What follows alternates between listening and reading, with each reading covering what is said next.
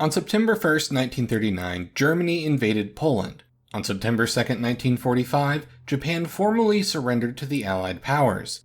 These two events are seen as the official starting and ending dates for World War II. However, they are not the only set of dates that have been used. Many people ranging from professional historians down to armchair Redditors have made arguments that perhaps these dates aren't the best. The most common arguments for different dates seem to be mostly based on the technicalities of what counts as a war. Basically, does a war only start and end when someone declares war and then surrenders? Well, no, sometimes war happens without a formal declaration of war. You can have surprise invasions, random skirmishes, or perhaps the nation insists what they're actually doing is totally just a policing action and doesn't count. Maybe it's just a peacekeeping mission. War is a formal institution with rules and procedures, at least in theory. Making war, however, is a much broader description. The Korean War, for example, never had a formal peace treaty, merely an armistice that has lasted for 70 plus years. So while they are no longer fighting a war, the formal war is technically not over and could potentially resume at any time. So when people say the Korean War ended in 1953, that's basically correct, but technically wrong. This technicality has been used for dramatic diplomacy many times. Between technicalities like that and others, some have tried to propose different dates for World War II. I figure I'd make a video going over the most popular alternative dates of World War II, as well as some of the weirder and more ridiculous ones. 1939 to 1945 is generally so well established that it's not like there are any serious efforts trying to update future history books, but there have been many informal discussions. At the very least, it'll illustrate the point that someone will argue about anything.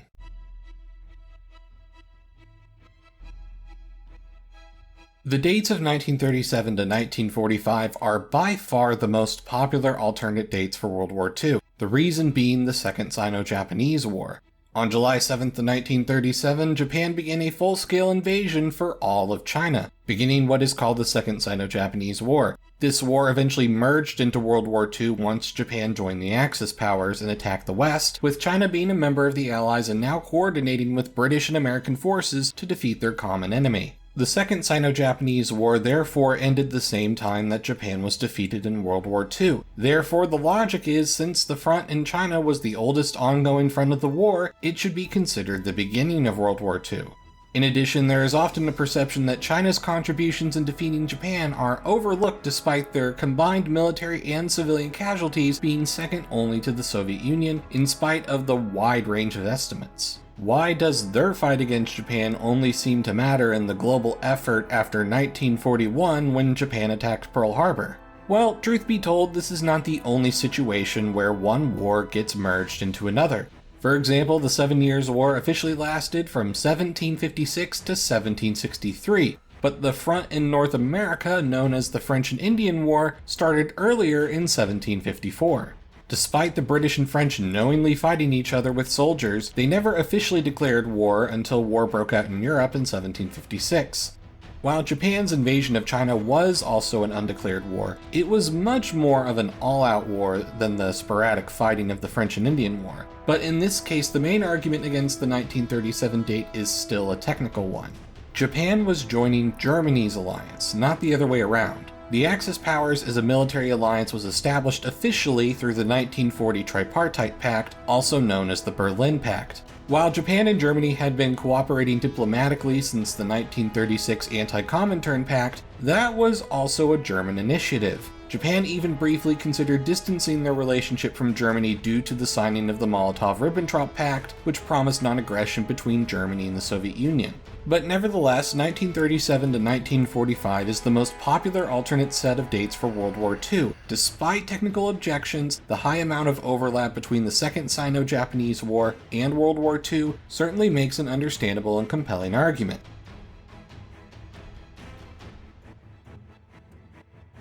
Perhaps we're being technical on the wrong thing. Maybe it's not about a declaration of war or who joins whose alliance. Maybe what matters is when does the war go global? True, the British and French entering the war alone technically make it global since they have a global presence with their colonies, but the fighting was still initially contained in Europe and the Northern Atlantic for the first part of the war. Once Japan entered the conflict with the Europeans and Americans, that's when the fighting was truly at a global level. Therefore, instead of the Second Sino-Japanese War merging into World War II, perhaps both the Second Sino-Japanese War and European War both merged into World War II in 1941. Even the Allies themselves, while fighting a common enemy, really formalized their dedication of ensuring total surrender for the remaining Axis powers was after 1941 when they formed the United Nations anyway.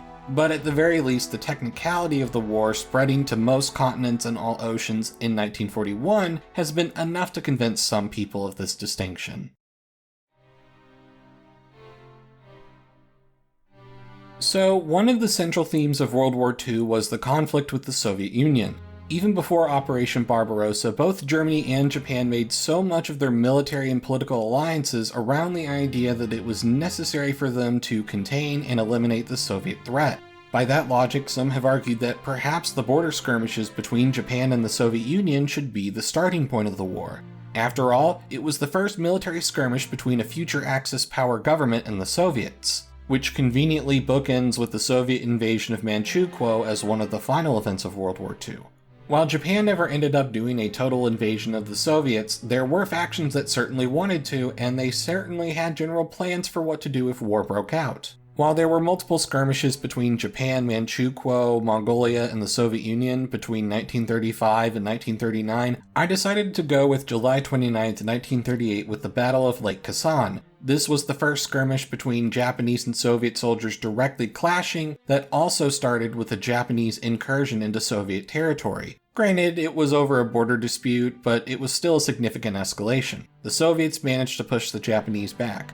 No war was declared, but the Germans technically didn't declare war on Poland before their invasion either. While the forces did agree to a ceasefire, the open-ended nature of the conflict could be argued to mean that perhaps this is when the war truly began. Despite a ceasefire, Japan and the Soviets would clash with an even bigger battle at Khalkhin Gol in 1939, also eventually resulting in a ceasefire. Then you could say the ceasefire simply held until 1945. However, neither the Soviets nor Japan were fully dedicating themselves to these conflicts, whether they were undeclared or not. Furthermore, the Japanese and Soviets debatably ended hostilities outright by signing the Soviet-Japanese Neutrality Pact in April of 1941. Of course, Germany signed a Non-Aggression Pact too, and that didn't last, so I guess at this point it really depends how technical you want to be.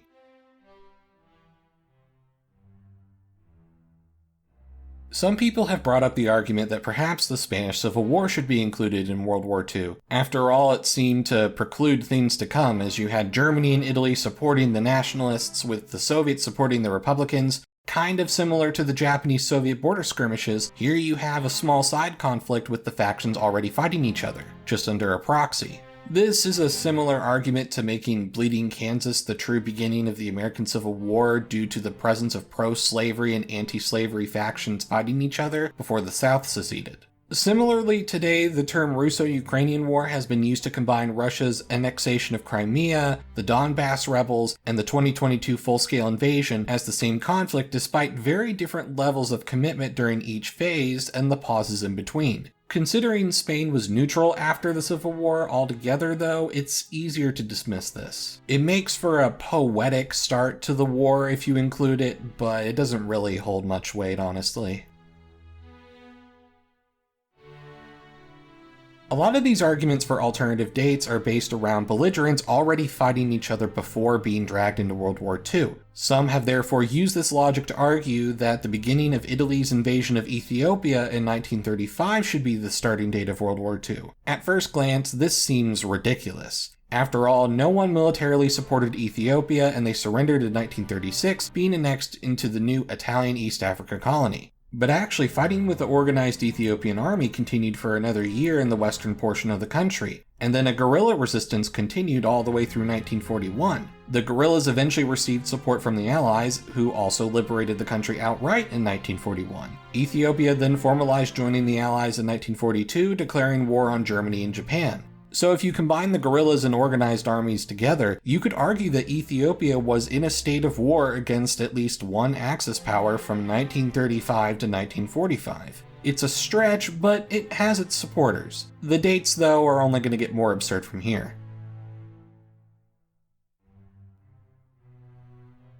So, believe it or not, multiple people have considered that both world wars and the expansionist conflicts in between should all be broadly categorized as the Second 30 Years' War.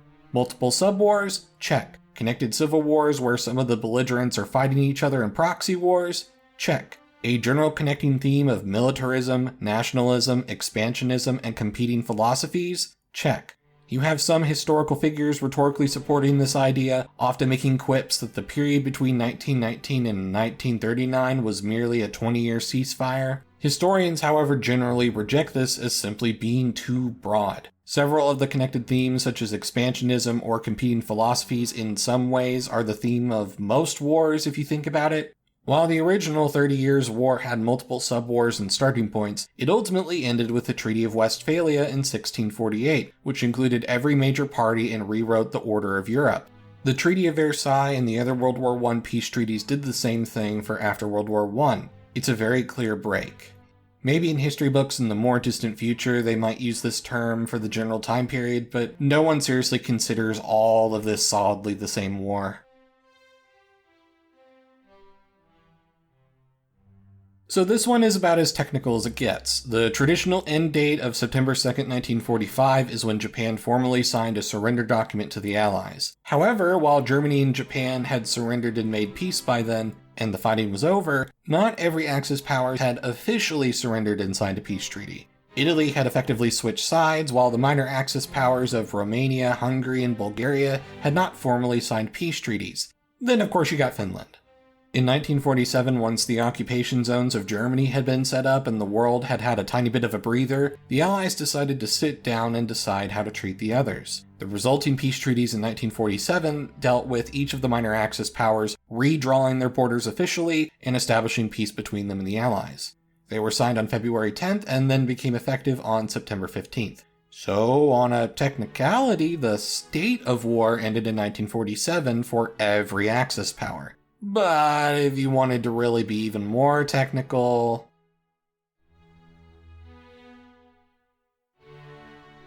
Okay, so consider this. Japan signed the Instrument of Surrender in 1945, but if you really want to be technical, the formal peace treaty that ended the state of war with Japan was the Treaty of San Francisco, signed on September 8, 1951, that became effective on April 28, 1952. The military occupation with Japan was over and normal relations were restored. Well, at least with the United States, the Soviets didn't sign the treaty, so technically...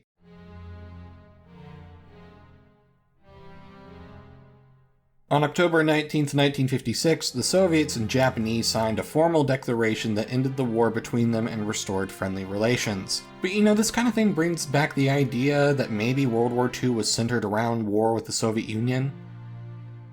You know, maybe it just might be easier for everyone's sanity, especially my own, to just go back to basics. In all seriousness though, I am curious what you guys think, so I made a link to a poll below where you can choose which starting and ending dates for World War II you personally think are the best ones to go with. I'll be sure to publish the results in a video in the near future. Also, if you'd like to see more videos like this, you can support this channel by becoming a channel member or joining my Patreon, where you can see videos early and exclusive extra content. Your support keeps the channel going, so thank you. I'm Emperor Tigerstar, and I'll see you guys next time.